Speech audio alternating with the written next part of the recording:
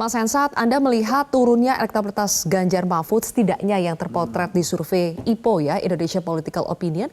Apakah ada korelasinya dengan gaya komunikasi Ganjar belakangan yang kerap mengkritik pemerintahan Jokowi? Ya, pasti ada ya, karena begini Mbak Zilvia, kita tidak bisa lewati fenomena perpindahan kagetan gitu ya. Apa tuh? Perpindahan kagetan dukungan Pak Jokowi dari Ganjar ke Pak Prabowo gitu. Jadi begitu pindah, otomatis memang ada kekagetan yang tidak bisa serta-merta ditenangkan begitu. Jadi pada saat kaget Pak Jokowinya pindah, Ganjar tentunya harus bereaksi untuk mendapatkan suara, minimal mempertahankan suara. Pada saat Mas Ganjar bereaksi mengkritik kebijakan-kebijakan Pak Jokowi, rupanya akar rumputnya belum siap melihat itu. Sehingga bertanya kenapa kemudian jagoan saya kok mengkritisi orang yang tegak lurus saya pilih sejak 2014. Jadi memang fenomena kagetan ini, kalau saya nyebutnya lohkoisme itu, jadi loh kok Pak Jokowinya di sana gitu ya. Itu harus diantisipasi oleh Mas Ganjar. Jadi kalau kemudian dia bermain seperti ini terus, maka otomatis akan turun terus elektabilitasnya. Jadi memang hal ini kan tidak bisa dilepaskan dari sejarah atau kronologi politik ya. Pada saat Pak Jokowi menimang Ganjar waktu itu, Pak Jokowi mengharapkan Ganjar mampu independen dan mau ikut tegak lurus ke dirinya. Tapi kan Ganjar ini tegak lurusnya ternyata ke Ibu Mega. Tetap. Apalagi pada saat 21 April itu jelang Lebaran diumumkan oleh Ibu Mega. Maka kemudian Pak Jokowi merasa dirinya nggak punya pegangan nih.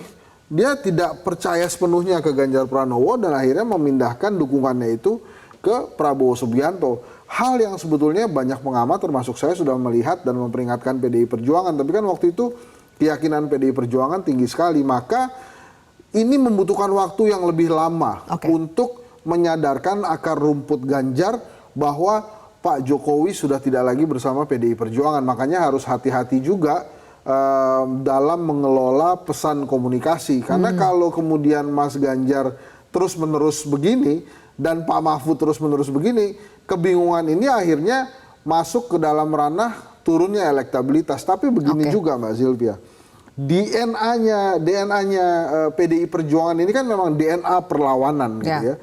Jadi pada saat melawan Orde Baru misalnya, itu tinggi sekali 33,75%. Tapi begitu berkuasa, dari 33,75% itu dia turun 18% sampai kemudian 14%.